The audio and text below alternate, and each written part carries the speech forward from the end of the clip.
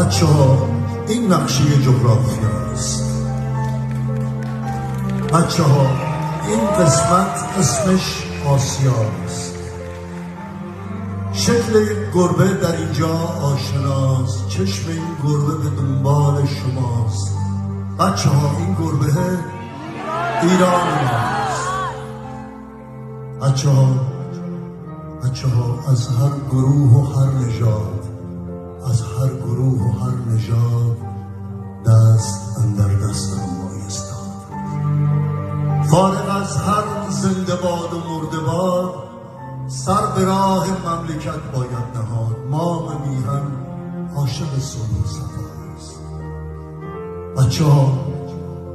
بچه ها این پرچم خیلی قشنگ، پرچم سبز و سفید و سرخ رنگ، هم نشان از صلح دارد هم ز جنگ.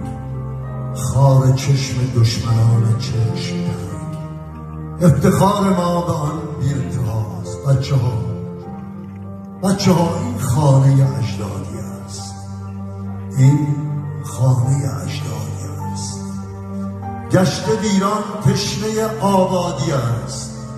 خسته از شلاق استبدادی است. مرهم دردش فقط آزادی است. مرهم دردش فقط آزادی است. بچه ها این کار فردای شماست. این کار فردای شماست.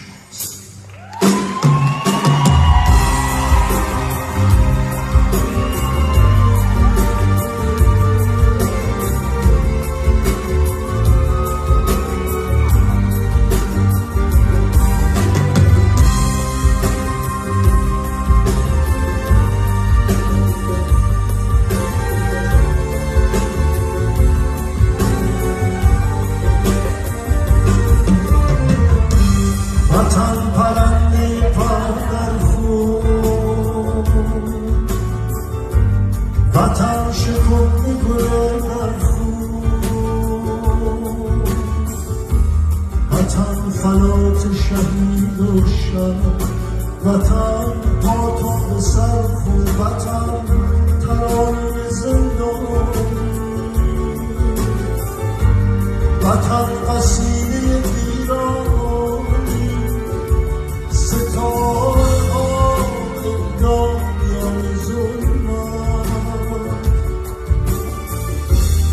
خاک اگر چیزم سهر دوباره برمیخیزم، بخوام که دوباره بخوانم این قبیله گلبانی، گل سرود شکستت را. بگو که بخون به سراید زندانی، حرف آخر بستن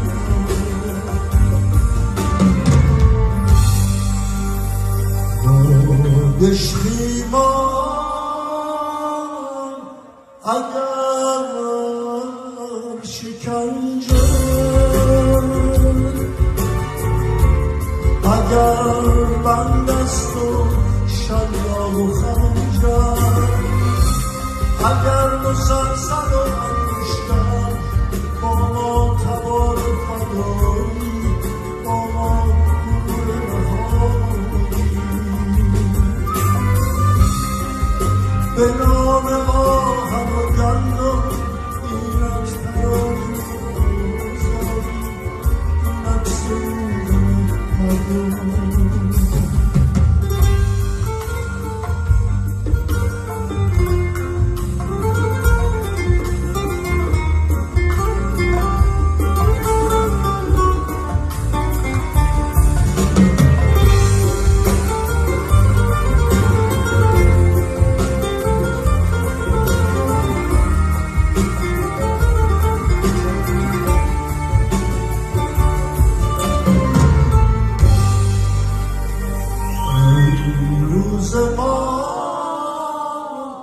امروز فریاد،